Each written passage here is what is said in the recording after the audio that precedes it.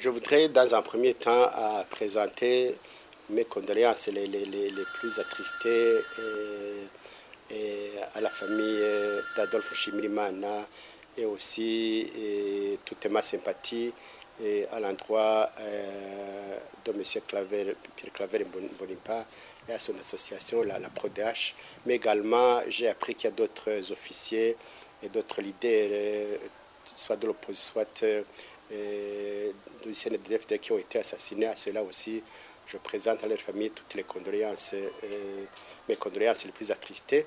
Et deuxièmement, je voudrais condamner de manière énergique les auteurs de ces crimes crapuleux, parce que, et leur dire que cette voie de la violence qui semble être privilégiée est une voie sans issue, parce que le sang appelle le sang, la violence appelle la violence. Nous risquons de nous plonger dans un engrenage de violence et c'est une voie sans issue.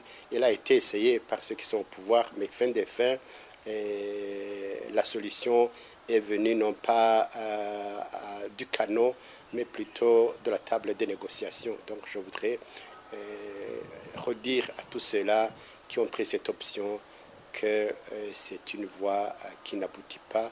Et je voudrais inviter le président de la République, le premier en tête, comme il avait dit dans son message, d'inviter les uns et les autres à jouer à l'apaisement et qu'ils prennent les devants pour initier ce dialogue qui est la seule voie qui va nous permettre de résoudre définitivement cette crise qui ne fait que qu'enfoncer le pays dans l'engrenage de la violence. Et demain, peut-être, ça sera trop tard si rien n'est fait dès maintenant.